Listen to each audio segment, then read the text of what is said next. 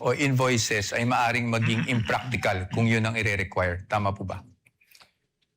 Under the joint circular po kasi, the auditors may require the Your Honor, that's not responsive. I was just asking him to confirm what he read.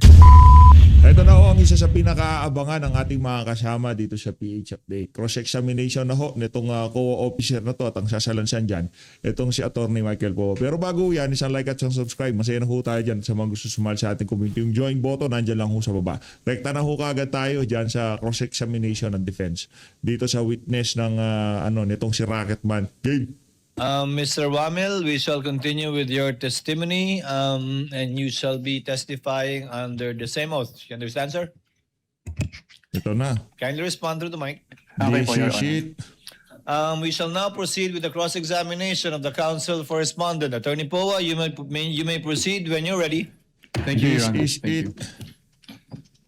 you. Mr. Wamil, good afternoon po, sir. Good afternoon po, sir. Sa pagkaalala ko po, nabanggit niyo po that you were formerly with ICFAO as a state auditor. Tama po ba? Yes, sir. And you are a certified public accountant. Tama po ba? Yes, sir. You're also a lawyer, correct? Yes, sir. You passed the bar in 2022. 2023 po. 2023. Okay, I stand corrected. And Mr. Wamil, you also testified yesterday during your direct examination that you were part of the team that audited the OVP and DepEd confidential funds. Is that correct? Hindi po team kasi ako lang po yung nag-evaluate ng documents.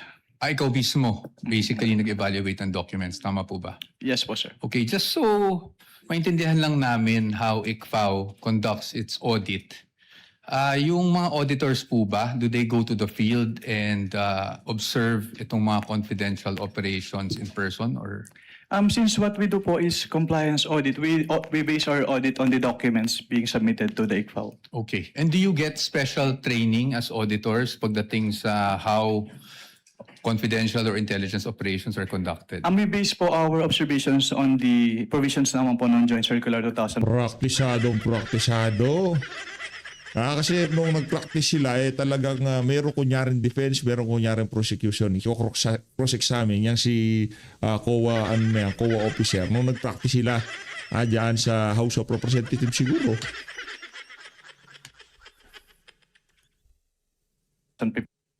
15-01. Okay. So basically what you're saying is you base your audit on the documents submitted to you, not just by DepEd or OVP, but by any other government agency. Ganyan sa ICFAO. Based on the documents if they are compliant with the requirements of the Joint Circular 2015-01. Correct. Thank you. So pagdating po dun sa mga dokumento na natatanggap nyo from OVP and DepEd, binabasa nyo po to isa-isa, no? Lahat ng attachments? Hindi po ako yung nag-receive noon. Meron po kaming receiving staff po. Pero kayo po, in your evaluation, do you go through the documents one by one? Yes po. I evaluate po if they are compliant with the requirements of the Joint Circular. Okay. Now, when you evaluated these documents, nakita niyo po ba doon kung sino ang nag-approve ng grant ng confidential funds for OVP for the fourth quarter of 2022? Nakita ko po dun sa disbursement voucher po na si Asek Limuel G. Ortonio po. No, I mean the grant. Kasi wala po sa GAA yung OVP confidential funds for 2022 eh. So nakita niyo po ba kung sino ang nag-approve ng grant para sa fourth quarter 2022 confidential funds? Based on the documents submitted, si Office of the President po yung nag-approve. That's correct. Opo, Office of the President. Pagdating naman po sa OVP 2023 confidential funds, yun po ay nasa General Appropriations Act. Do you confirm that? Yes po. And pagdating naman po sa DepEd 2023 confidential funds, nasa General Appropriations Act din po. Tama po ba? Yes po. And as a lawyer, you would know that the GAA is enacted by Congress. Tama po ba? That's correct. Now, yesterday, naalala ko po, natanong kayo doon sa time nyo sa ICFAO kung ilang vice president ang na-audit nyo pagdating sa confidential funds. Naalala nyo po yon? Yes po, sir. At ang sagot nyo po ay isa lang, si Vice President Sara Duterte, the respondent in this case. Tama po ba? Yes po. Tapos Since I natanong- assumed in ICFAO in Since- 2014. Since you assumed in September 2014? Yes po, sir. Tama po. And you were asked, bakit si Vice President lang?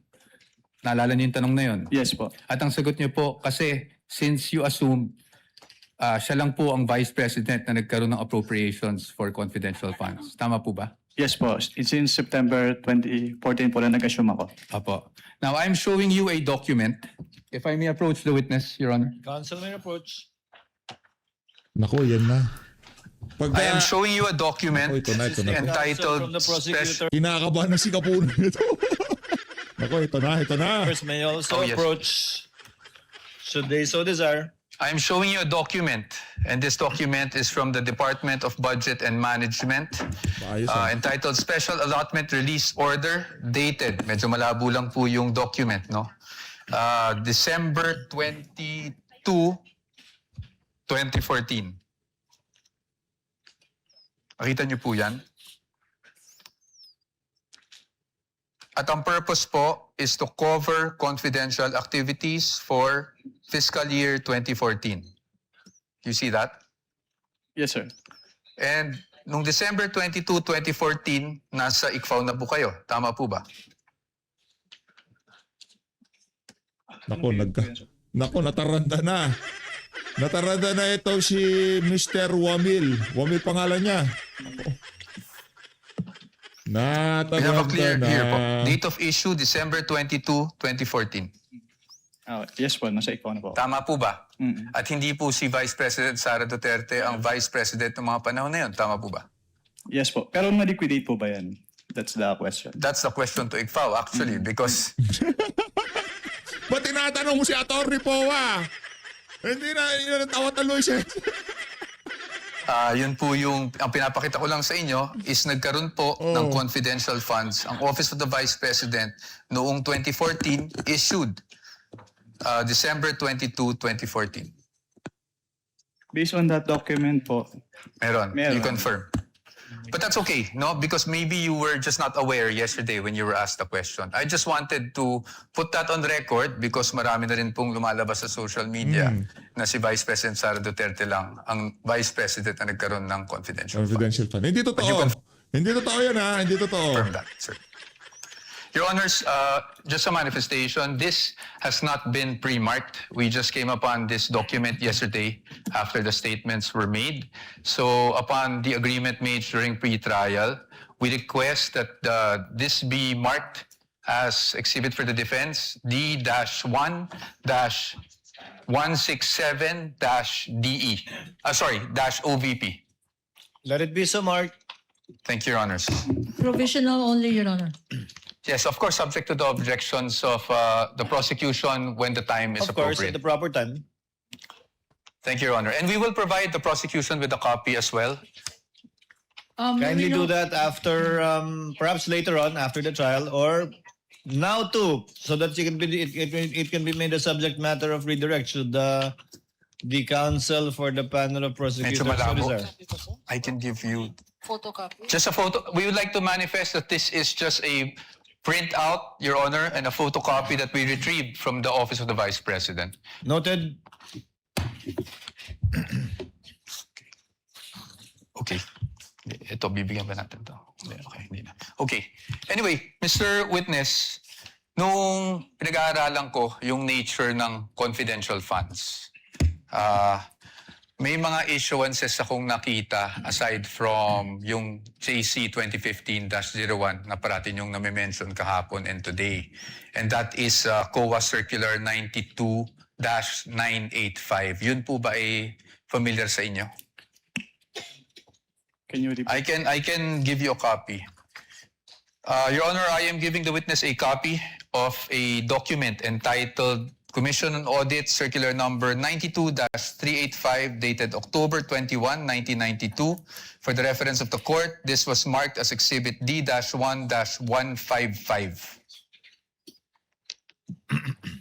Naalala po ba ninyo yung document na yan or familiar po ba kayo sa document na yan? Witness is perusing the document, Your Honors. Noted. If assisting counsel would like to also from the prosecution.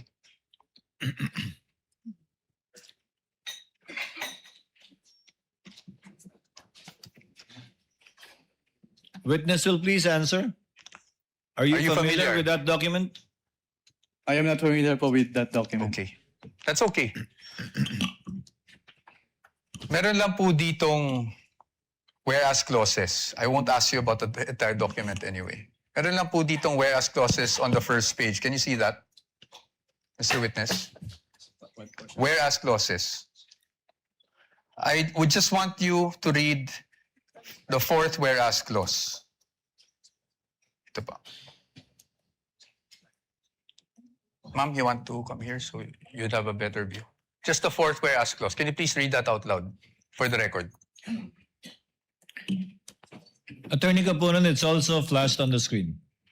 Para mahirap. Whereas these intelligence and confidential activities by their very nature are highly sensitive and confidential operations or missions, the details of which cannot be divulged without posing a threat to national security or to the success of the mission. Can you please read the next whereas as well? Thank you. Whereas, as now being required, the submission of receipts, bills, or commercial invoices in support of disbursements from this fund or rental or of safe houses, purchase of meals or supplies, and other expenses may create a leak of information that may threaten the confidentiality of the intelligence operations, endanger the lives and the safety of the agents and employees of the government agencies, and result to a failure of the mission. And just the next two whereas clauses na lang po para hindi na po tayo humaba.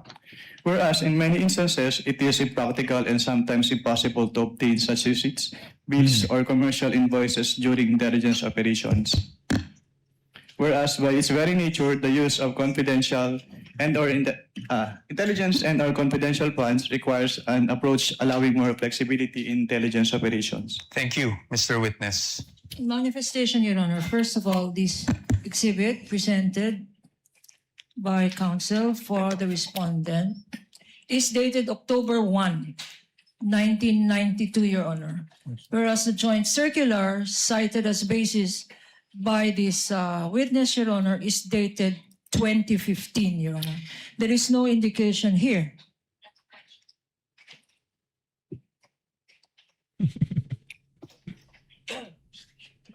Okay. There is an indication here, Your Honor, that all issuances Joint circular, repealing inconsistent clause. herewith are hereby amended or revoked accordingly. Similar provision, Your Honor, by way of manifestation. The joint circular. Can I see? Is likewise Your Honor, mentioned in the Joint Circular 2015. Observation for the record that 2015 supersedes this circular cited by counsel for respondent, which is dated 1992, Your Honor. For the record. Noted. Thank you, Your Honor. Proceed. But again, we'd like just a counter manifestation that the repealing clause under JC 2015-01 Biglang biglang natanga ito. Bilang nagulat lang itong itong si Capunan. Ay, meron palang ganyang dokumento. Hindi lang pala si Sara ang nagkaroon ng confidential fund. 2014 pala meron confidential fund yung isang vice president. states, and I quote, all circulars, memoranda, rules, regulations, and other issuance inconsistent herewith are deemed repealed and superseded accordingly. So the repealing clause in 2015-1 did not specify COA Circular 92-8985. Precisely our point, Your Honor. Your Honor, please counter manifestation. Of course, Counsel. Counsel read the literal meaning, Your Honor, but the substantive meaning is all circulars are deemed repealed and superseded accordingly. His interpretation, my interpretation, but no interpretation needed, Your Honor. 9.0 is expressed. All are repealed and superseded accordingly. Manifestation is duly noted. Thank Your Counsel may Honor. proceed. Your Honor, the documents would speak for themselves, Exactly. and we will leave this to the Honorable Court as to not prolong the debate on this matter. Just again, just my last manifestation on this. The difference between Joint Circular 2015, Your Honor, it has been identified authenticated and testified to by this witness. This circular that they are citing, Your Honor, Teka lang, tapos ka na. Hindi ba nag-iinit sa makinilya itong si Attorney Poe? Dumaldal ka na naman. Ano ba yan? 1992 has not been identified. We don't know its due existence. We don't know the circumstances surrounding this document. And therefore, they're covered by the original document rule. Produce the original, since you don't have a witness who has testified as to its existence, due execution, and least of all, its contents, Your Honor. And we are stating that this should be clearly in the records of this proceedings, Your Honor. Noted without prejudice to respondent presenting during their evidence in chief the original copy of the document and someone testifying thereto. We submit, Your Honor. Please proceed, counsel. Now, dun base po sa binasa nyo, Mr. Witness, nakikita natin na magkaiba ang auditing standards or guidelines pagdating sa confidential or intelligence funds kung ikukumpara sa regular funds. Tama po yun. Well, based on the Joint Circular 2015-01, magkaiba po yung treatment between confidential fund and intelligence fund. Opo. At Yun, base rin po magkaiba. doon, sa binasa nyo, ang kadalasan nangyayari pag resibo o invoices ay maaring maging impractical kung yun ang ire-require. Tama po ba? Under the Joint Circular po kasi, the auditors may require the Your Honor, that's not responsive. I was just asking him to confirm what he read. Kindly answer the question, witness. Just on the circular that you read, Circular 92-3. Can you repeat the question po, sir? Ayon po doon, yung regular requirement na paghihingi ng mga resibo, acknowledgement receipts may be impractical pagdating po sa confidential operation. Can we ask counsel, Your Honor, to show that particular Yes, Your provision that he is citing in respect of the circular? Kindly do so, counsel.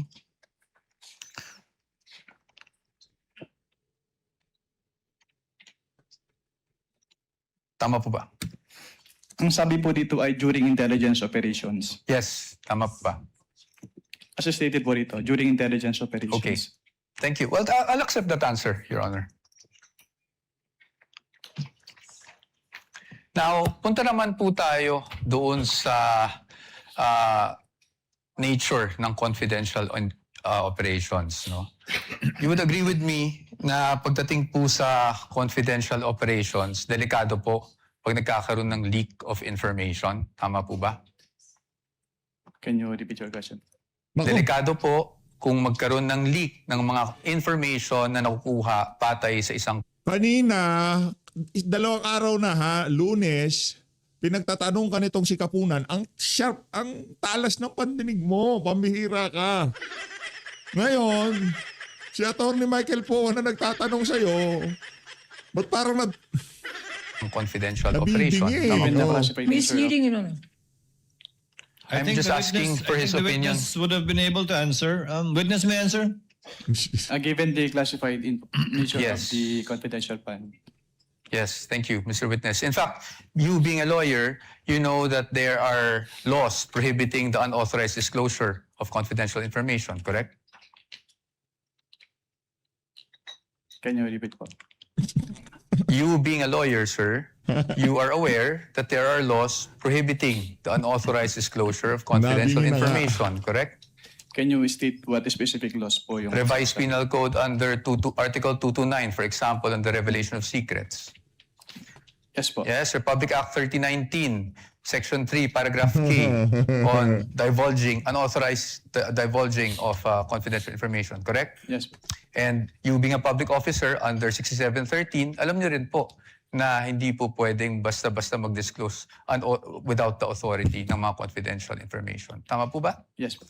Okay, so batay po dito, pinapahalagan po talaga ang confidentiality pagdating sa mga classified information na ito. Tama po ba? You would agree with me? Yes po. Yes. Now let's go to the joint circular that we have been mentioning since yesterday. Galing, galing Ito na, Atty. pong Poa. Joint Circular number 2015-01. And I'm referring to the circular with which we have pre-marked as D-1-136 for the defense, Your Honors. And I think we will be flashing that on the screen as well. Ito naman po yung pag-usapan natin. I just wanted you, Mr. Witness, to give us the definition of confidential funds. Diyan po sa circular na yan under, I think it's page 2, item 3.7. Can you please read it for the record? Under 3.7, confidential fund refers to the lump sum amount provided as such in the GAA for NGAs, in appropriation ordinances for LGUs, and in the COBs for GOCCs for their confidential expenses. Salamat po, Mr. Witness. At pagdating po, nabasa niyo po yung word na lump sum. Ibig po sabihin nito, buong halaga? Buong amount? As opposed to having line items for expense? Tama po ba? Lump sum, yes Lump po. sum. Opo. At pag, based on your experience, pag ang pinag-uusapan po natin ay confidential funds, pagdating po sa pag-disburse nito, cash po ba ito? In the form of cash? What expense are you pertaining? Confidential funds in general. Cash po ba ito? Wala pong specific provision kung anong type po ng yung ibabayad. Okay. But item 6 provides for the guidelines on cash advances, correct?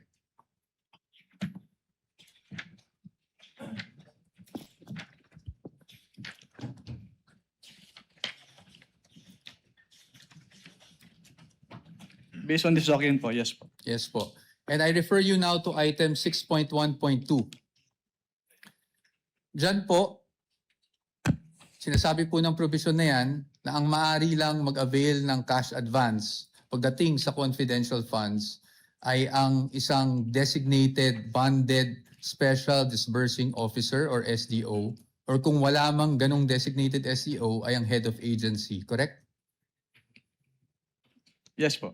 At kanina po, sabi nyo, binasa nyo bawat pahina noong mga sinabite sa inyo ng DepEd at OVP for their liquidation reports. Tama po ba? Yes po.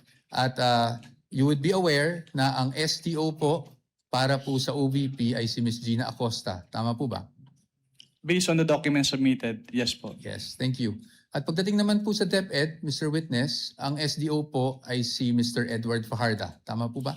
Based on the documents submitted po, yes po. Yes. So based on that, tama rin po ba na sila ang maging payees ng mga cheque na inilabas ng DepEd para sa cash advance?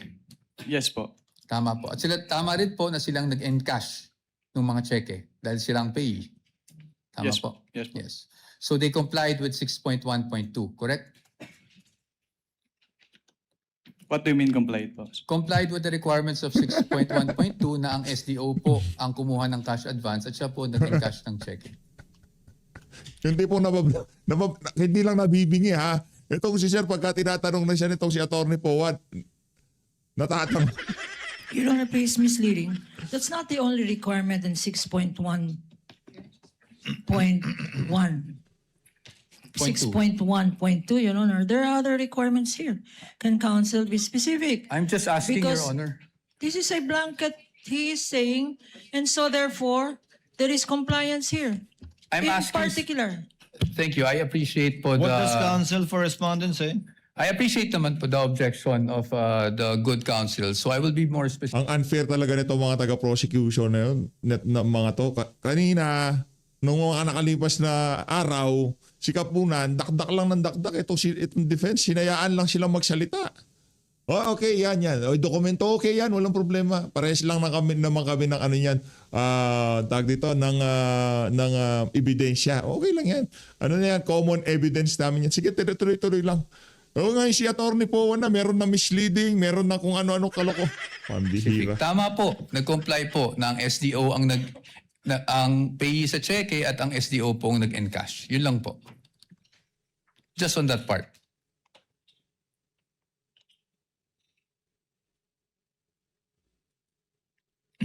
Based on the documents, si SDO yung yung pay ng cheque and yung lagay cash nung Okay. Thank you po. Now, I'll refer you to item 6.1.5 of the joint circular. Can you please read just the first sentence of that provision? cash advances shall be limited to the requirements for 3 months. Thank you, Mr. Witness. So tama po bang pagkakaintindi ko na para sa cash advance at any one time, ang maximum na pwede mo lang ma-cash advance ay yung requirements mo para sa 3 buwan ng confidential operations. Tama Based po ba? on this provision po, yes. Tama po. At 3 buwan po is equivalent to 1/4 of a year. Tama po ba? Yes po. Okay. Now, base po dyan sa provision na yan, nakasulat na ang maximum amount ay para sa 3 buwan. Pero meron po bang provision dyan na nagbabawal na gamitin ito in perhaps 60 days? Wala po. Meron po ba nagbabawal na gamitin ito in 11 days? Wala din po. Kaya hindi po namin sinama sa findings namin yung 11 days na disbursement. It's just a statement of fact po on the AOM. Thank you for confirming that, Mr. Witness. Familiar po kayo bilang isang CPA sa accrual method of accounting? Yes po. Can you just, in simple terms, because I'm not even a CPA, just give us a glimpse kung ano ibig sabihin. Ano ba ang accrual method of accounting? Kapag sinabing accrual method of accounting, Asawa ni ni Matibag nandun, no? Ay, asawa ni Matibag yun. Yung babaeng naka-blast on. Yun. Pangit. yung expenses ay Sorry. Sorry. nire-record upon incurrence, not upon payment. Opo. Okay. So, dito po ba, pwede po ba yung parang I'm just a simple-minded person? Parang buy now, pay later? Ganon? That wala po yan sa joint circular, so I am not authorized to It's okay. answer that question. I will leave it at that. Punta na lang po tayo sa liquidation. Sa liquidation po, under the joint circular, that's under 6.2.2, correct? Under 6.2.2, if I may just refer you to that provision, dapat po maliquidate magsumite ng liquidation report ang isang agency na may confidential or intelligence funds within 30 days after the close of a quarter. Tama po ba? Tatlo po yung nakalagay dito, hindi lang po the 30 days after every quarter. Sige po, please enumerate for us. Under 6.2.2 of the joint circular, all cash advances for CF and IF shall be liquidated within 30 days after every quarter or from the approved target date of completion of the project or activity or after the cash advance had been fully utilized, whichever comes first in accordance with the procedures as stated po. Okay, thank you po. Ngayon po, papakita ko po sa inyo yung liquidation report na isinumite ng OVP for their 4th quarter confidential funds 2022. Maybe this time we could just ask our assisting counsel, Your Honor, to hand the document. Assistant counsel for the other side may also approach. Maaari niyo po bang matukoy kung anong date po na-receive ng COA ICFAO itong liquidation report ng OVP? Based on the transmittal letter po, January 17, 2023. January Maybe 17. no, Your Honor, for our understanding, what exhibit number? Sorry. Counsel Thank you for referring to- reminding me, Your Honor. You're welcome. This is Exhibit D-1-4-OVP. This is the prosecution's P-1-11-A. No, I'm sorry. One? I'm sorry, what is Sorry, D-1-1? D-1-1. Sorry, Your Honor. -1. I was just corrected.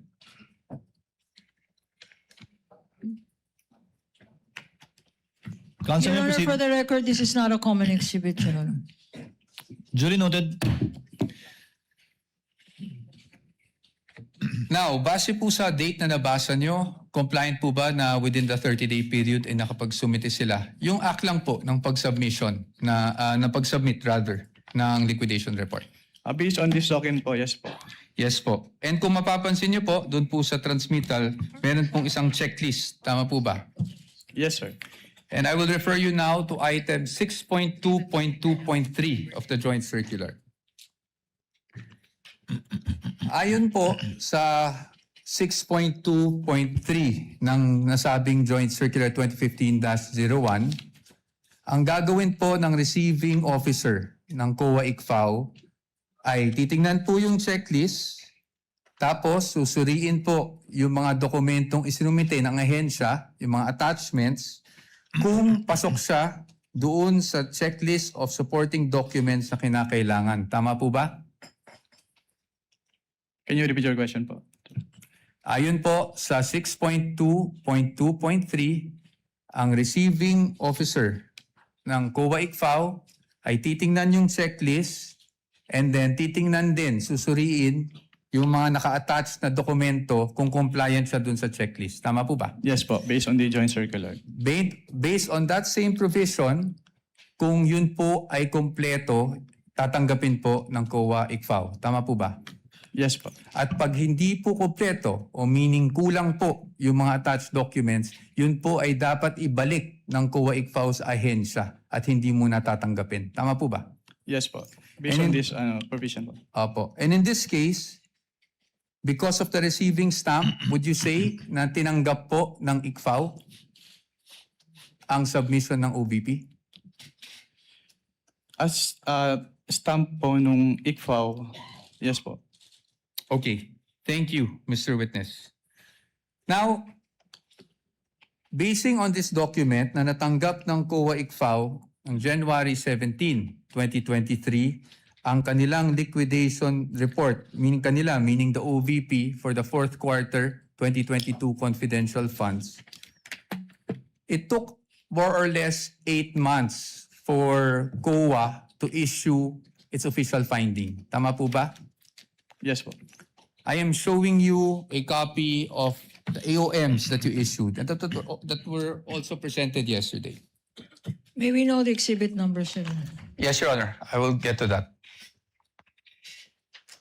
Pwede mo na yung mga next documents. Are you showing the one for the OVP or the DepEd? OVP, Your Honor. OVP, that would be... This is D-1-103-OVP, Your Honor, for the first AOM issued on September 14, 2023. That's the counterpart of P-1-12-A.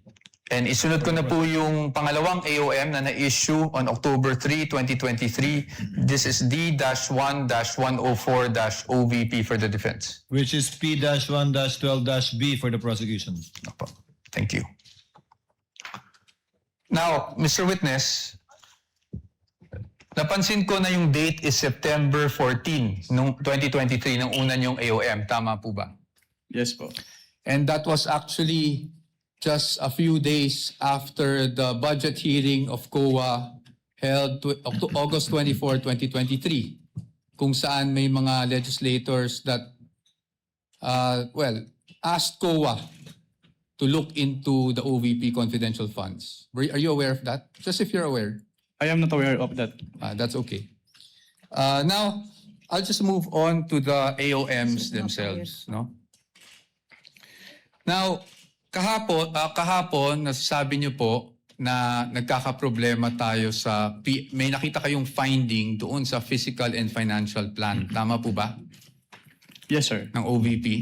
At yan po ay nakasaad din sa inyong findings dyan. Yes sir. Tama po ba? Opo. You referred to, if I'm not mistaken, and please correct me if I'm wrong, item 4.2 of the joint circular. Yes sir. Tama po? Yes sir. Maaari niyo po bang, andyan pa po ba yung joint circular? Yes. Maaari niyo po bang basahin yung 4.2 ng joint circular para lang po sa kalaman nating lahat? Under 4.2 of the joint circular, all allocations of CF and or IF shall be supported with physical and financial plan indicating the proposed amount allocated for each program, project, and activity where disbursements pertaining to the CE and IE shall be based. Tama po. Thank you po, Mr. Witness. Dito po sa kanilang physical and financial plan, the program stated is actually the Good Government Program. Tama po ba? Yung binabasa ko lang. Based on the document, yes. Based on the document. At ang expected outcome ay safe implementation of OVP initiatives and confidence building. Based on the document. Based on the document, yes. At ang physical target will be number of areas with surveillance and confidential activities conducted or monitored. Tama po ba? Yes. As well as the number of activities. Tama po ba? At ayon po dun sa binasa nyo, wala naman pong guidelines on how specific it would be. Correct? Well, nakalagay po kasi dito, dapat i-indicate yung each program, activity, and project na pagbabasihan ng disbursement ng CF. Apo. I won't argue with you. So basically, yung finding niyo po is based on your assessment as an auditor. Or since it is a plan, dapat po naka-indicate talaga dito kung paano nila gagastusin yung kanilang confidential fund. That's okay. Yes, I'll accept that answer. Now, nabanggit niyo rin po na hindi po nag-submit ng DEPs or document evidencing payment. Tama po? Yes, sir. At yun po ay inilagay nyo sa inyong AOM. Tama Yes, po? yes, sir. At nabanggit nyo rin po na sumagot ang OVP dito sa AOM na to. Tama po ba? Yes, sir. Opo. Tama po. At pagdating po doon sa sunod na step, which is the notice of suspension, tama po ba? Yes, sir. Would you agree with me Section. na hindi na po na-carry over yung issue doon sa fiscal and financial plan? Yes, sir. Yes. So ibig sabihin, tinanggap nyo po yung explanation. Well, ang purpose po kasi namin kung bakit namin ni-require yung specific confidential activities dun sa PFP is para makita kung paano gagastusin noong OPP yung kanilang confidential fund. Pero since nilagay naman na po nila doon sa kanilang revised accomplishment report yung specific confidential activities and even submitted the documentary evidence of payment. So hindi na po namin hinanap ulit yung fiscal and financial plan. Okay. Salamat po. Thank you for that answer. Ngayon po, kasi kanina, kahapon actually, not kanina, sinasabi nyo walang sinubmit. Ang ibig nyo lang pong sabihin sa walang sinubmit is at the time na bago kayo mag-issue ng AOM. Tama po ba? Walang sinamit po na ano. Walang sinubmit na DEPs, for example. Yes po, kasi sinamit po nila yung DEPs after we issued both AOMs po. Opo, thank you po. Ngayon, punta naman po tayo doon sa notice of suspension. Nandun pa po kayo di ba, ng notice of suspension? Yes, sir. And you suspended in audit the amount of 125 million. We are showing him a copy of the notice of suspension, Your Honor. This is Exhibit D-1-107-OVP for the reference of the Honorable Court. NP-1-13-A on the part of the prosecution. Okay. So, dito po, as you mentioned earlier, you were satisfied with already the submission of the accomplishment report ng OVP. That's why nawala na po yung issue sa physical and financial Hindi plan. po ako satisfied dahil compliant yung accomplishment report nila, kundi dahil nilagay lang nila yung specific confidential activities na pinagamitan nung kanilang pondo. Opo. So, nawala na po yung sa PFP na finding sa AOM Based on yes po. based on the NS. Tama po ba? Yes, sir. Okay, thank you. Ngayon, pagdating dito sa notice of suspension, I just wanted to focus on doon sa documentary evidencing success pagdating sa rewards. Yes, sir. Nabanggit nyo po, this is 4.8.5 paragraph B specifically of the joint circular, correct? Yes, sir. And yun din po yung nakasaad dito sa notice of suspension na reference, meaning the provision of the JC. Yes, sir. Specified, yes. At nabanggit nyo rin po kahapon na wala pong guidelines specifically under 4.8.5 that shows how specific you should be in terms of the documents evidencing success. Tama Wala po ba? po akong na-mention na walang specific guidelines po. Ang sabi ko lang, hindi sinabi kung anong specific document yung hinihingi. May sinabi ko po kayong walang prescribed format, basically. Your Honor, please misleading the witness, to my recollection, did not say that. He said that in accordance with 4.8.5, these are the requirements, A, B, and C. And the submissions of the Vice President and the DepEd are not compliant, Your Honor. Can we With ask the for indulgence a of counsels for the parties, Mr. Wamil, base po sa guidelines, hindi tulad ng ibang mga format na sinasubmit na may pro forma na nasa annex nung 2015-1, wala pong pro forma na pag-liquidate sang-ayon sa na dokumento sang-ayon sa 4.8.5. Yes, Your Honor, based on this provision po. Yes. May ibang provision bang nagre-require ng specific na paraan? Wala na po, Your Honor. Ito lang Wala. po, Okay. 4.8.5. Thank you. Thank you, Mr. Witness. You may proceed, counsel. Thank you, Your Honor. Now, pagdating po sa OVP, alam niyo po ba kung sumagot sila sa notice of suspension na ito within the prescribed period given under the notice of suspension? Sa notice, wala na po ako sa ICFO nung Wala na po submit kayo. sila ng response. Okay po. So I will no longer ask you about that. Probably for another witness na lang po. Punta na lang po tayo sa OVP confidential funds for 2023. You confirm, Mr. Witness, na ang OVP confidential funds for 2023 ay nakapag-issue rin kayo ng AOMs for the first, second, and third quarter. Tama po ba? For the first and second lang po, kasi yung third quarter, nag-drop po ako and hindi ko na po naabutan yung issuance noon dahil nag-transfer out na po ako sa Okay. ICFO. Okay. At hindi na rin po alam kung, just if you're aware, kung sumagot ang OVP doon sa mga AOMs ninyo. Hindi na rin po alam yan. Yes, sir. Okay. Sige. Diretso na lang po tayo sa DepEd. Para hindi na po tayo tumagal. Sa DepEd po, nakapag-issue rin po kayo ng AOMs. Tama? At least for the first and second quarter nung nandun pa po kayo. Yes, sir. Apo. Tama po. Apo. And kanina po, pinag-uusapan po natin yung mga disbursement vouchers ng DepEd. Kung saan natukoy nyo doon na hindi compliant dahil MOOE yung nakasulat sa disbursement vouchers. Tama po ba? Naalala niyo po yun? Sinagot ko lang po yung tanong ni Attorney Lorna kanina. At ang tanong niyo, ang sagot niyo po, natatandaan niyo po ba yung sagot niyo? Ay MOOE siya at hindi confidential funds. Yes po.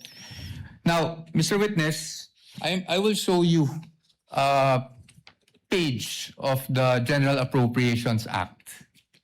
Can I have that copy?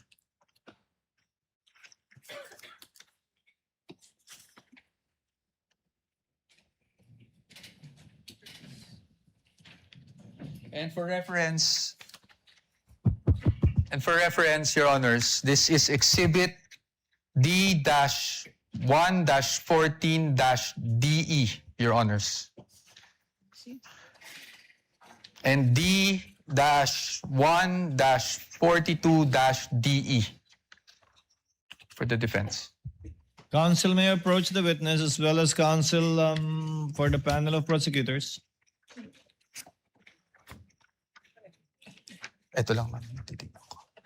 So, dito po, sa page 376, volume 118, number 52, General Appropriations Act FY 2023, klarong-klaro po na ang confidential, intelligence, and extraordinary expenses is under maintenance and other operating expenses, which is the MOOE. Pero if I may clarify lang po kasi, Yes po. yung MOOE kasi is very broad.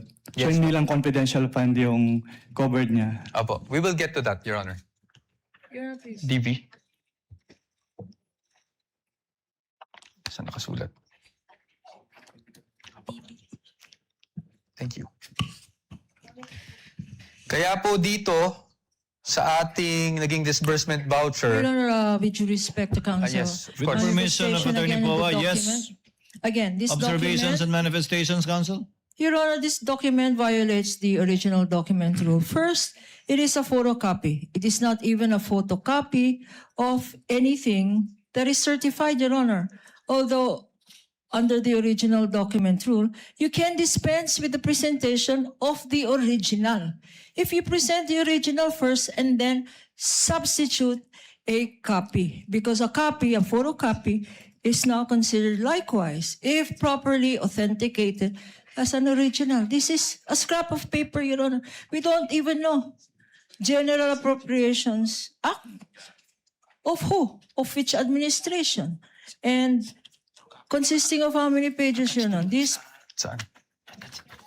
This particular document, Your Honor, should not even be testified to because we don't know its provenance. For all we know, we don't know where this document came from. Your Honors, may I We comment? object, therefore, to this May document. we comment?